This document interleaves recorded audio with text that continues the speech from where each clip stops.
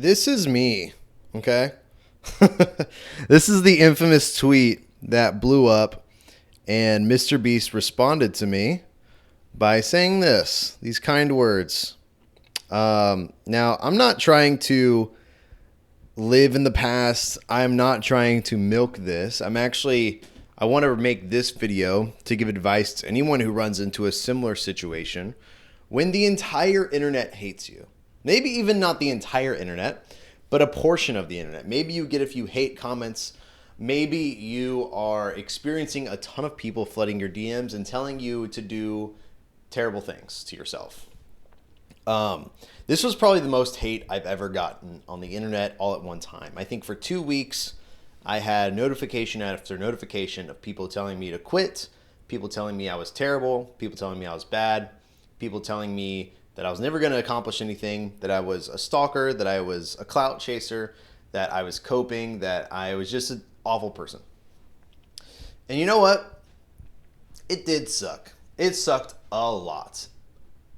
I even had like 4 or 5 different YouTube commentators like make videos about it. Oompaville, Danny Gonzalez made a video, and I actually really enjoyed him and Pinely work together on that one. And how they handled it, like they made fun of me, but it wasn't like they were being mean. They were just like making fun of me in a good way. It was funny. I laughed. And they kind of tried to understand what was going through my head, which I appreciated. Same with Oompaville. But overall, I had a lot of hate. And what I want to do is I want to talk through what I did right with dealing with all this hate, what I did wrong, and what you should do next time you experience hate. So I don't think this is a video you need right now, but I do think it's a video you need to save for later, like add to your watch later, in case you ever post anything that people don't like.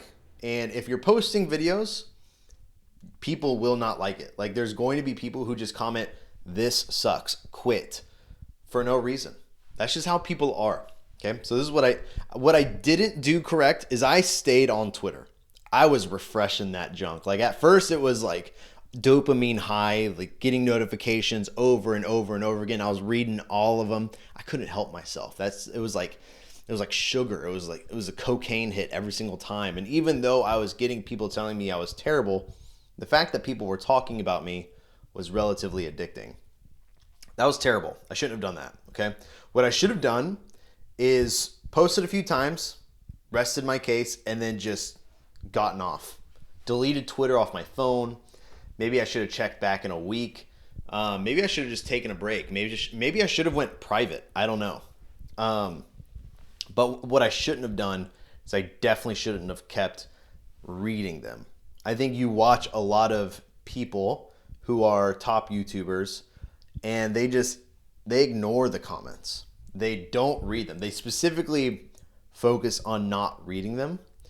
However, I do think there's a flip side to this, and I'll tell it with a story. I was at Vid Summit last week, and I was backstage when Kwebbelkop went up and talked about all of the stuff he was doing with AI.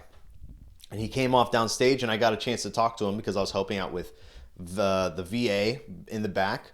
I went up to him, I was like, "Hey man, how's it going?" And he was like, "Hey, it's good." And we were like kind of chatting for a bit. He was really, really cool.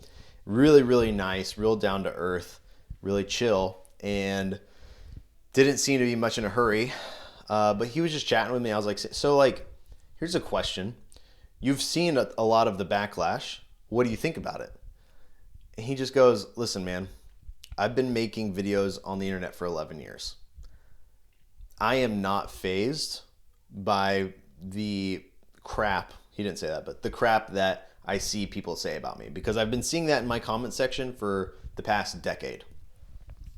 So it doesn't bother me. And I think what the biggest takeaway from that is he literally just said, "Hey, I have experienced this before. I've gotten thick skin. I've kind of like put myself through the crucible, through the fire and the flames, rock on.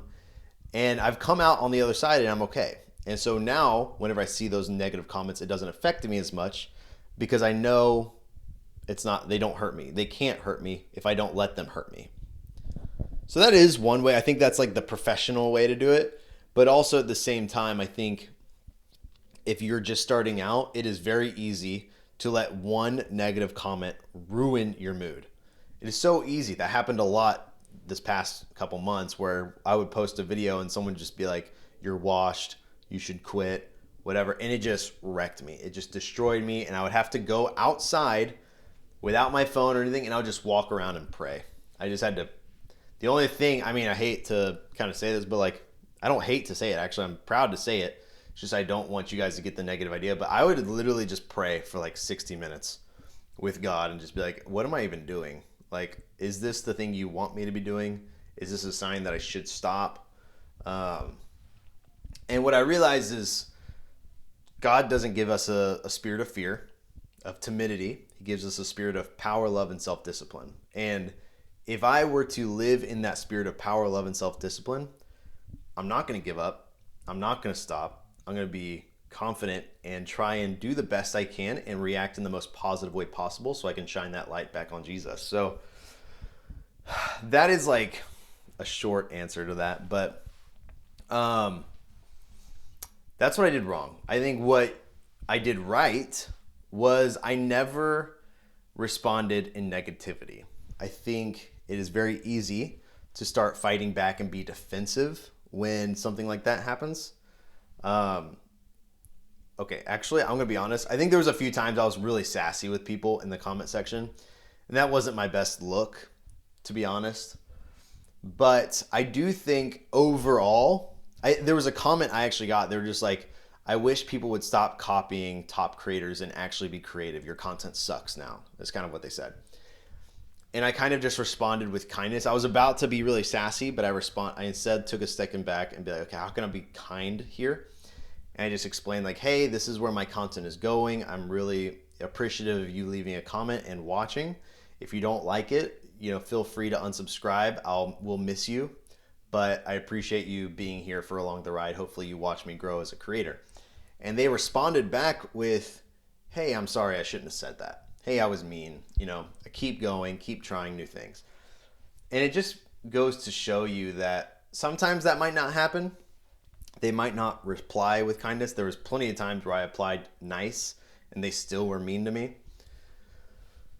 But overall, I think if you can take the negative situations and try and diffuse them with love and kindness, then it's gonna turn out better for you. You're gonna walk away feeling better. They're gonna walk away feeling like, oh man, maybe I shouldn't have done that. It's the I'm not mad, I'm disappointed approach.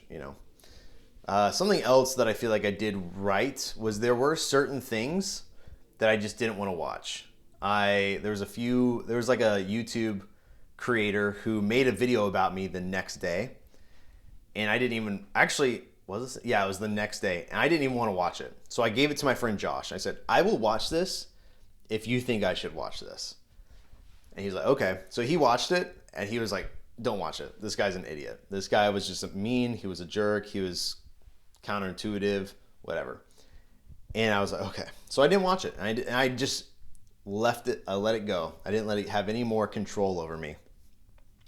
So I would encourage you to even bring in friends to read some of these things. Sorry, I'm getting choked up. And filter those conversations out, filter those ideas out. And the last thing, sorry, I'm getting all burpy. The last thing I would tell you to do is if you're watching this and something happened to you and you're getting hate or you're getting discouraged with making videos online, just know that I had the entire internet hate me for about a month and a half, 2 months, and people have relatively forgotten about me. I went to Vid Summit and there was a few people who recognized me from that whole scenario, and none of them were mad at me. They were just like, oh my gosh, that was you. And one guy came up to me and he gave me a hug and he said, don't ever stop creating. Keep going. And I thought that was so encouraging because even this guy who noticed this thing that happened, all he wanted to do was give me a hug and then tell me hey, don't stop. Don't ever stop. Don't let someone else hinder you. Read the quote that I have on I'm going to show you. Read this quote whenever you're feeling down. The Man in the Arena. It is not the critic who counts. It goes on to be much longer than that, but it is not the critic who counts, ... It is the man in the arena whose face is marred with blood, sweat, and tears. My favorite part is this. In a worthy cause, who at best knows in the end the triumph of high achievement, and who at worst, if he fails, at least fails while daring greatly, so that his place shall never be with those cold and timid souls who neither know victory nor defeat. Holy cow, that is intense. All right.